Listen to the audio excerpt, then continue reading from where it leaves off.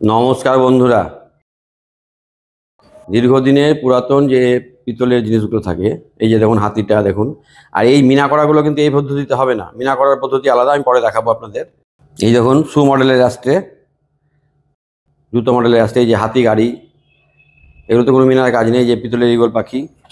তো এইগুলো যতই দাগ হয়ে যাক, দেখুন এই অ্যাস্টেটা আপনাদের প্রথমে দেখায়, এর মধ্যে সবচেয়ে দাগ বেশি আছে ওই অ্যাস্টেটার গায়ে।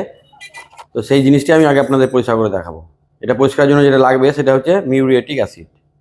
এই অ্যাসিডগুলো মুদির দোকানে কিংবা হার্ডওয়্যারের দোকানে পেয়ে যাবেন। তো এই অ্যাস্টেটা দেখুন কি পরিমাণ নোংরা হয়েছে, বহু পুরাতন, কত বছর বয়স হবে আমি জানি না। এটাও কিন্তু নতুনের মতন চকচকে হয়ে যাবে। তা আপনাদের বাড়িতে পিতলের দীর্ঘদিনের পুরাতন যদি কোনো জিনিস থাকে, সেগুলোকে এই পদ্ধতিতে কিন্তু চকচকে করে নিতে পারবেন।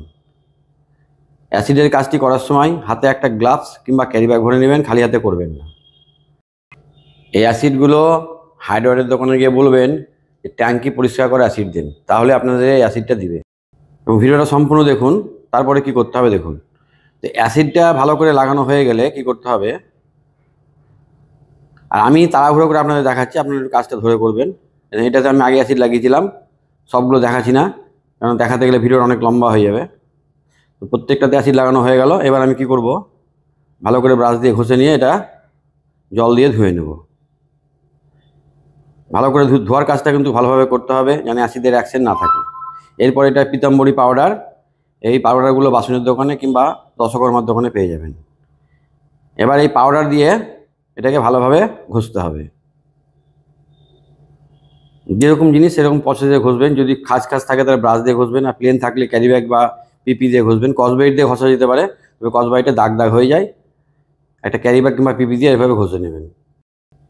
যত দাগই থাক, পিতলের আপনাদের শোপিস, পিতলের ফুলদানি, পিতলের যে কোনো জিনিস যেগুলো দীর্ঘদিন রেখে রেখে একদম এমন অবস্থা হয়েছে যে আর ওকে পরিষ্কার, নিজে পরিষ্কার করতে পারছেন না, এই পদ্ধতিতে পরিষ্কার করেন, তাহলে একদম নতুনের মতন ঝকঝকে হবে। অ্যাসিডটা লাগানো হয়ে গেলে ভালো করে ধুতে হবে। ধোয়ার পর পীতাম্বরী পাউডার দিয়ে এভাবে ঘষতে হবে। আমি তাড়াহুড়ো করে দেখাচ্ছি, আপনারা একটু আস্তে আস্তে কাজটা করবেন, আরও ভালো হবে। তো প্রত্যেকটা জিনিসকে একটু ধরে ধরে আপনাকে পাউডার দিয়ে ঘষতে হবে। তারপরে কি করবেন আমি সবই বলে দিচ্ছি আপনাদের, ভিডিওটা সম্পূর্ণ দেখুন। এবার ভালো করে ধুতে হবে, এই ধোয়ার কাজটা কিন্তু একটু ভালোভাবে করবেন।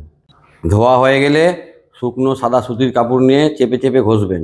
ঘষতে ঘষতে একদম গরম করে দেবেন, তারপরে একটু রোদ্রে রাখবেন।